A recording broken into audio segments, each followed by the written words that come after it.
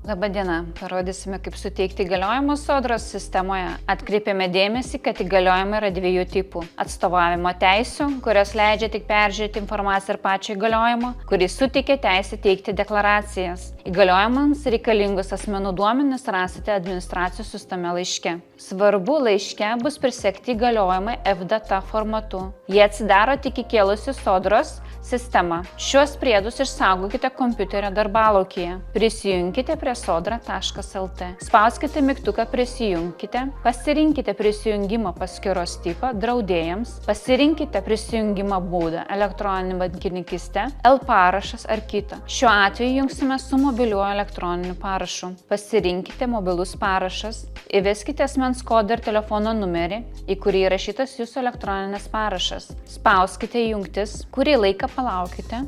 Jūsų telefone pasirodys patvirtinimo kodas. Suveskite jūsų PIN-1 kodą. Prisijungę prie paskyros viršutinėme dešiniame kampe, paspauskite ant įmonės pavadinimo, pasirinkite naudotojai ir jų teisės paskyroje, spauskite skirtuką asmenų teisės ir rolės, spauskite mygtuką Suteikti naują rolę, įveskite įgaliotinio vardą ir pavardę, įveskite įgaliotinio asmens kodą, toliau pasirinkite rolę, pažymėkite laukelius, nurodančius, kokia informaciją leidžiate peržiūrėti, spauskite mygtuką Suteikti, pasirodžius pranešimui, duomenis išsaugoti sėkmingai, spauskite Uždaryti. Toliau kairėje meniu pusėje pasirinkite Formos ir šablonai. Spauskite mygtuką Įkelti ruošinį, atsidariusiame lange spauskite Byla ir pasirinkite vieną iš administracijos siųstų dokumentų. Spauskite Įkelti.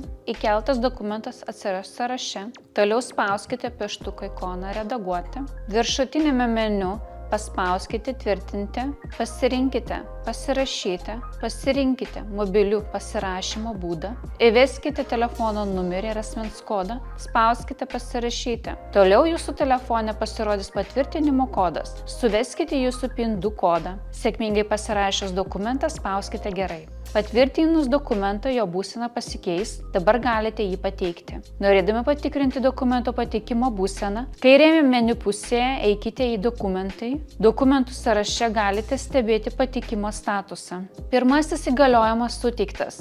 Toliau spauskite Įkelti paruoštą ir pakartokite procesą šį kartą pasirenkat kitą įgaliojimo dokumentą. Kai abu įgaliojimai yra pasirašyti ir užregistruoti, spauskite dešiniame kampe ant jūsų įmonės pavadinimai, nustatymai, draudėjo ir prisijungusio. Prie kontaktinio draudėjo informacijos įrašykite elektroninį paštą įgaliojimai@buhalteris.lt. Įsitikinkite, kad žemiau esantis mygtukas šviečia žaliai. Ta pati padarykite prie Proaktyvus išankstinis informavimas elektroniniu paštu. Nusileiskite žemyn ir spauskite Išsaugoti pasirinkimus. Sveikiname, jūsų sėkmingai suteikti įgaliojimai.